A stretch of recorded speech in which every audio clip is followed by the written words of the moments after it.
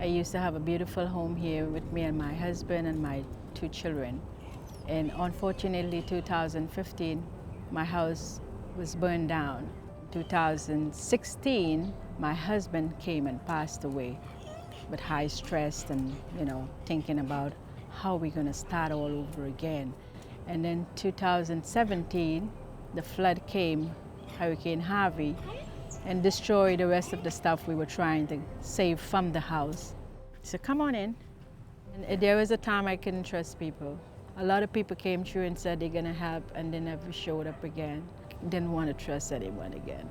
SBP has been here since I met them, and I met a dear friend named Hope, and she always stand by my side. She always there for me, and wipe my tears.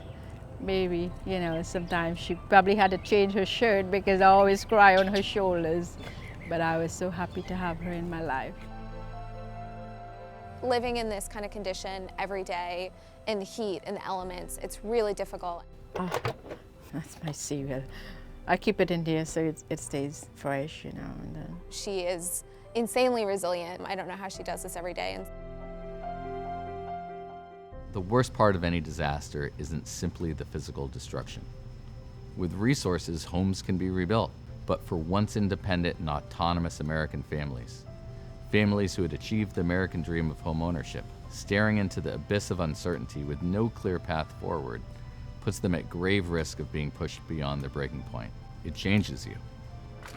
We realized the disaster system wasn't working the way it should for these families we cared about.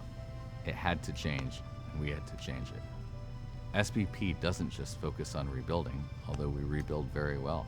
We share our knowledge with other nonprofit groups. We advise city and state governments.